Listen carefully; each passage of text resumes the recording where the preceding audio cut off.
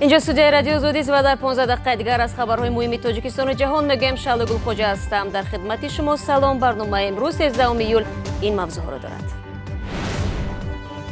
انتظارات از ملاقات زودرس در عرفه نشست با ولادیمیر پوتین. دونالد ترامپ گفت که با پرزیدنت روسیه نه دوست است و نه دشمن.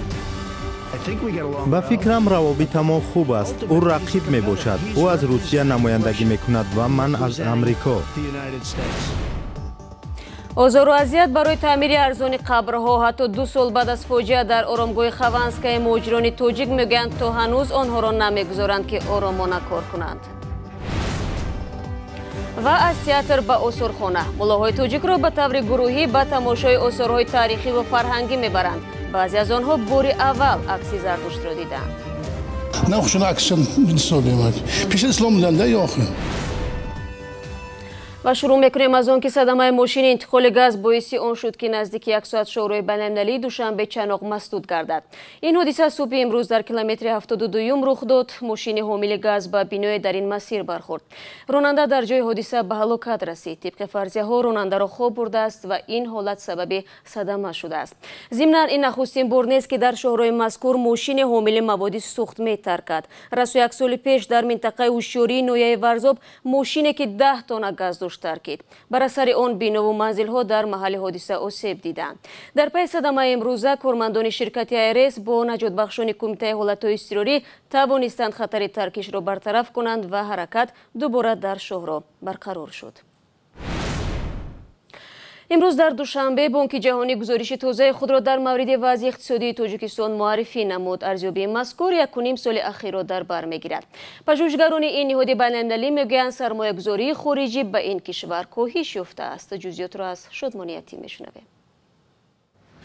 طبق یک گزارش بانک جهانی در سال 2017 و نیمه اول سال جاری جلب سرمایه خارجی به تاجیکستان بیش از 14% کاهش یافته است.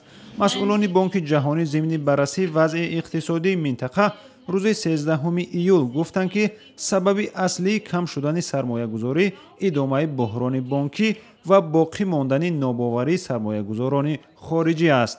بانک جهانی در گزارش تازه خود گفت که برای رشد اقتصادی تاجیکستان این کشور را ضرور است از شرایط نو منطقوی از جمله باز شدن مرزها با ازبکستان پرثمر استفاده کند.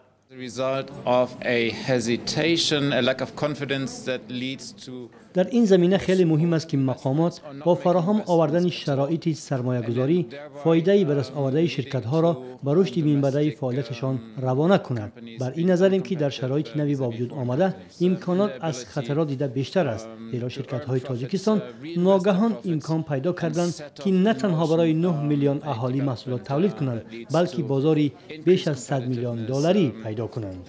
Increased quality of products being supplied here in the local market, but also in the large foreign markets. مسئولان بانک جهانی در حال باز شدن مرزها را برای رشد اقتصادی کشورها مثبت ارزیابی می‌کنند که در چند وقت اخیر برای انتقال مال و کالا بین تاجیکستان و ازبکستان محدودیت جاری شده است. کارشناسان بانک جهانی درباره رشد اقتصادی تاجیکستان گفتند که وجود مشکلی حل نشده سبب به کندی رشد کردن بخش خصوصی شده است. پست کردن سطح کمبزاعتی هم به گفته کارشناسان بانک جهانی به کندی جریان دارد و تدبیرهای اندیشیده سطح کمبزاعتی را تا 29.5% کاهش داد. رو می‌ریم به موضوع دیگر. شام دیروز در پایان نشست سران کشورهای عضو پیمان ناتو در شهر بروسل دونالد ترامپ به لندن سفر نمود. امروز و فردا ترامپ با رهبران بریتانیا روابط دو کشور و به اصطلاح برگزیت یعنی بیرونشوی بریتانیا از اتحادیه اروپا را بررسی می‌کند. در چارچوب سلسله سفر اروپا روز 16 ایول ملاقات پرزیدنت آمریکا دونالد ترامپ با رهبر روسیه ولادیمیر پوتین مد نظر است. درباره انتظارات از این نشست همکارم سجیده میرزا تفصیلات بیشتر دارد.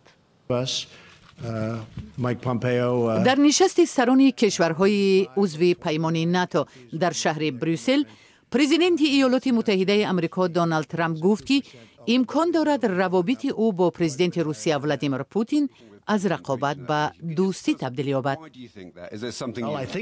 به فکرم روابط ما خوب است. او رقیب می باشد. او از روسیه نمایندگی می کند و من از امریکا. خلاص ما طوری می گویند رقیب هستیم. او دشمن من نیست. امیدوارم او روز دوستم می شود. اما با وجود چنین خوشبینی 16 ایول در هلسینکی نخستین نشست دوجانبه پوتین و ترامپ در پس منظری مناسبت پیچیده دو کشور برگزار می شود. ولادیمیر پوتین نیز ملاقاتش را با جان بولتون مشاور امنیت ملی کاخ سفید با یادآوری از همین رابطه مرکب شروع کرد. بولتون آخری ماه ایون در مسکو بود. در آغاز صحبت من مجبورم بگویم که مناسبت روسیه و آمریکا در سطح نه چندان خوب است. من در این باره بارها تاکید کردم و در ملاقات با شما هم میخواهم تکرار نمایم. از نگاه من این اساساً نتیجه مبارزه‌های تیز و تند سیاسی داخلی خود ایالات متحده آمریکا است. ترامپ عمدتاً در مورد منفعت‌های مشترک با مسکو با شوق و شور صحبت می‌کند. مثلا درباره مبارزه با تروریسم. چند هفته پیش او گفت که روسیه باید دیگر باره عضو هشتگانه بزرگ شود. اما این پیشنهاد از جانب شریکان هفتگانه پذیرفته نشد. بعد اشغال کریم در سال 2014 روسیه را دیگر به نشست کشورهای پیشرفته صنعتی دعوت نکردند. به نظر من بازگشت روسیه می توانست نقش مثبت داشته باشد. آن به منفعت تمام جهان می بود. این در حالی است که تحقیق پرونده احتمال سازش تیم ترامپ با کرملین در جریان انتخابات سال 2016 از جانب پروکورور ویژه رابرت میولر جریان دارد. ترامپ این بازجویی ها را شکار عجوزه‌ها نام میبرد و میگوید در روابط با روسیه او هیچگاه جانبداری نرمیش نبوده است. من برای روسیه مثل خوابی بد هستم. سال گذشته پوتین گفته بود که اعلان تحریم بخش از معرکه گسترده برای محدود کردن امکانیت‌های روسیه است. اگر کریم نمی بود، یگان مشکلات دیگر نمی بود، باز چیز دیگر را فکر می‌کردند. با فکر من این به خاطر بازداشتن روسیه است. در ملاقات زودرس ترامپ و پوتین می توانند یک قطار مسئله ها شروع از نزاع سوریه، برنامه‌های هسته‌ای کره شمالی تا حمایت مسکو از جدای خواهان اوکراین را مطرح کنند.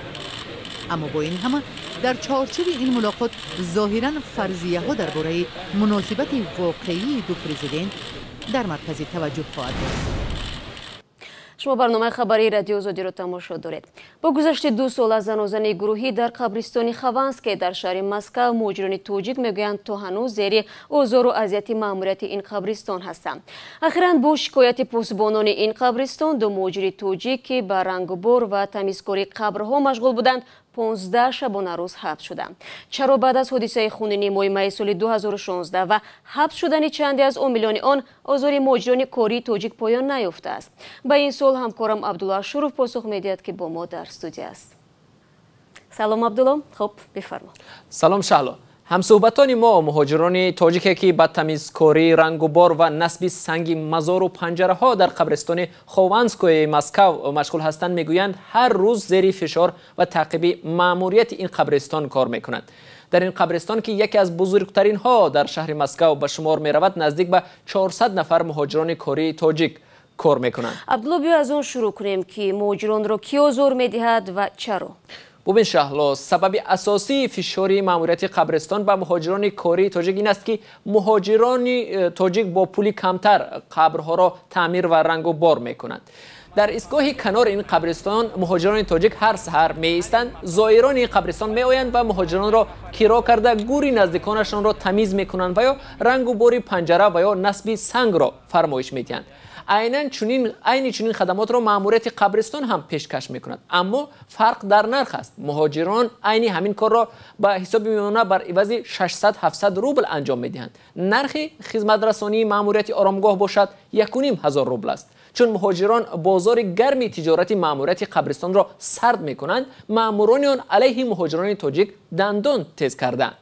با هر راه و وسیله به آنها فشار میآورند و نمیگذارند که مهاجران در اینجا کار کنند. هرچند زائران و مردمان محلی از خدمترسانی مهاجران بیشتر استفاده میکنند. حضور اذیت گفته عبدالله، چی نوع اذیت است؟ طور همصحبتان من از حساب مهاجران میگویند ماموریت آرامگاه هر روز توطئه علیه آنها تشکیل میکنند که مهاجران به شور آیند و جنجال سر زند و با استفاده از نیروی پلیس آنها را از اینجا رانند. اخیراً 2 نفر پاسبان این قبرستان ضد 2 نفر از مهاجران تاجیک ذبح‌الله فیض‌الله و اسماعیل عبدالحلیموف به دادگاه شکایت بردند که گویا مهاجران آنها را دشنام دادند. دادگاه بر اساس شهادت همین 2 پاسبان قبرستان آنها را به 15 شبانه روز حبس کرده، یکیشان را از قلمرو روسیه اخراج کرده است. مهاجران میگویند این یک نوع انتقام ماموریت قبرستان است، چون اسماعیل عبدالرحیموف از حقوق کارگران تاجیک اینجا حمایت میکرده است. خب 2 سال پیش در همین قبرستان زن و زنی سر زده بود، یعنی معلوم می شود که وضعیت همانی که بود باقی مانده است و دیگر نشده است. بله، نه تنها وضعیت دیگر نشده است شهلا، بلکه مهاجران میگویند هنوز هم آدمان یوری چبویف در این قبرستان راهبری میکنند و دوباره سر زدن چنین یک جنجال خونین از احتمال دور نیست. مقامات تفتیشاتی روسیه یوری چبویف رئیس همکنون بازداشت شده قبرستان خوانسکای را در تشکیل زنازنی و کشتار متهم میکنند و حالا مرافعه او در دادگاه‌های مسکو ادامه دارد. در پی زنازنی روز 14 می سال 2016 در این قبرستان مسکو 3 زاده شهر راغون تاجیکستان کشته شده بودند و بیش از 20 مهاجر دیگر تاجیک زخمی گردیدند. سپاس عبدالله برای صحبت.